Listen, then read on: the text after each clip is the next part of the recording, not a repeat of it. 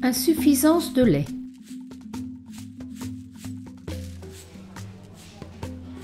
Une nouvelle maman craint souvent que son enfant ne manque de lait, notamment parce qu'il ne lui est pas possible de juger de la quantité de lait maternel bu par le nourrisson. Il existe toutefois d'autres façons de savoir si un nourrisson allaité reçoit suffisamment de lait.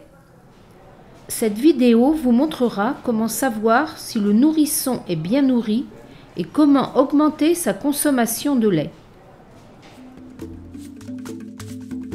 L'émission des selles et des urines est le premier signe indiquant qu'un nouveau-né reçoit suffisamment de lait, surtout lors des premiers jours. Le colostrum, ou premier lait, agit comme un laxatif et aide l'enfant à expulser le méconium, ses premières selles, de couleur verdâtre et de consistance collante.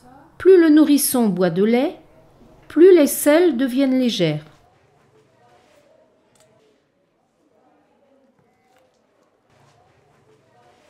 À la fin de la première semaine, le nourrisson devrait émettre des selles molles de couleur jaune.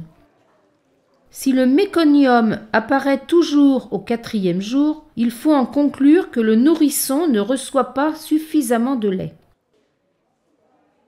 La fréquence de la miction peut également constituer une indication utile. La semaine suivant la naissance, un nourrisson devrait généralement uriner selon le nombre de jours de vie. Une fois au 1er jour, 2 fois au 2e, 3 fois au 3e. Après sa première semaine, il devrait uriner entre 6 et 8 fois par jour.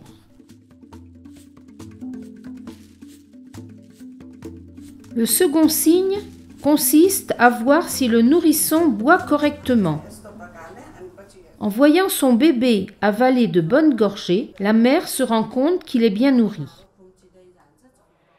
Aidez-la à savoir si le nourrisson boit réellement au sein ou s'il ne fait que téter.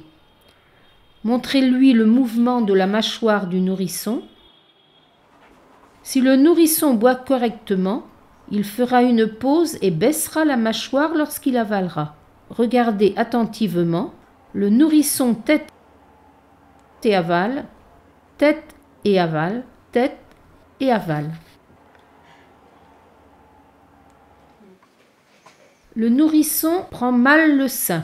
Il tète de façon rapide, brève et superficielle, puis se repose. Il ne baisse pas la mâchoire suffisamment pour indiquer qu'il avale le lait. Il ne fait que téter, mais n'avale aucun lait. Les nourrissons qui ne font que téter le sein s'endorment rapidement. Une mère pourra parfois penser que son enfant est rassasié alors qu'il a tout simplement abandonné. Il va se réveiller et avoir besoin d'être nourri à nouveau.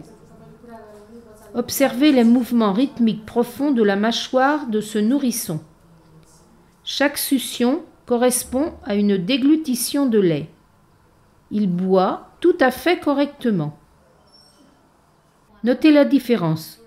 Ce nourrisson ne tète que de façon rapide et superficielle et il a sommeil, alors que l'autre boit correctement et est tout à fait éveillé.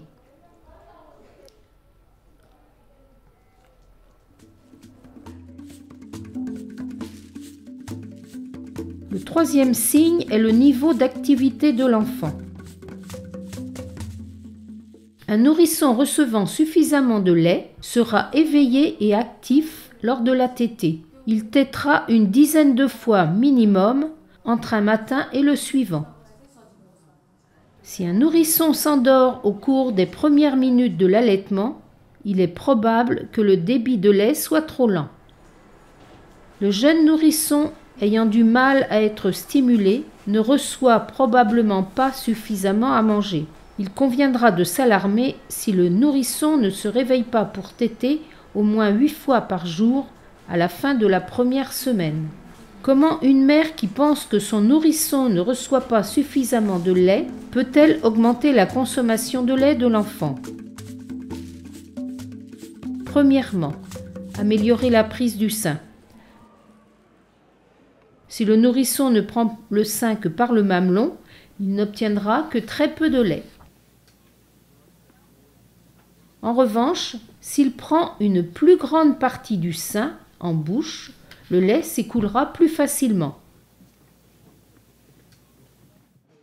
Cette prise de sein profonde permet au nourrisson de boire davantage de lait et stimule les seins afin qu'ils fabriquent davantage de lait, suffisamment pour répondre aux besoins du bébé. Certains nourrissons qui prennent mal le sein parviennent tout de même à se développer en raison de l'abondance de lait produit par la mère.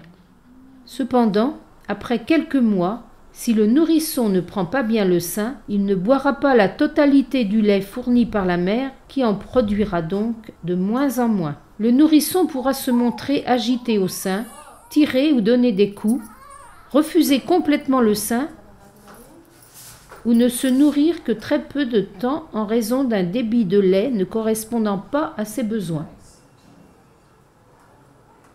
Afin d'éviter de telles situations, il conviendra d'observer la mère lors de l'allaitement et de la guider afin qu'elle parvienne à maintenir le nourrisson au sein dès le début, lorsqu'il n'est encore qu'un nouveau-né. Deuxièmement, compresser le sein. La pression du sein améliorera le débit de lait et permettra au nourrisson de continuer à boire. Si le nourrisson s'endort rapidement au sein, la pression permettra au lait de s'écouler. Le nourrisson commencera alors à déglutir et à s'éveiller au fur et à mesure que s'écoulera le lait. Faites en sorte que la mère presse son sein entre son pouce et ses doigts, aussi loin du mamelon que possible. La pression devrait être ferme, non douloureuse. Lui suggérer de compresser lorsque le nourrisson tète et de reposer lorsqu'il se repose.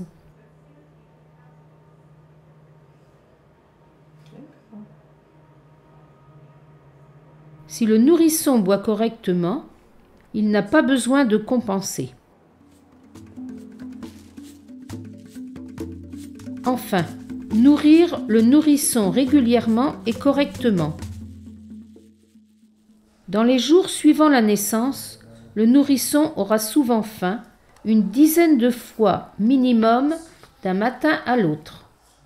L'estomac d'un nouveau-né est étroit et le lait maternel est donc rapidement digéré. Incitez la mère à être attentive aux signaux de son enfant. Il est capable de lui faire comprendre ce dont il a besoin. Un enfant tenu peau contre peau sur la poitrine de sa mère au début de la tétée pourra s'apaiser et s'organiser. Apprendre à la mère à répondre aux signaux de faim du nourrisson.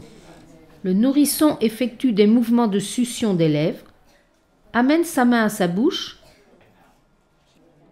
tourne sa tête de gauche à droite.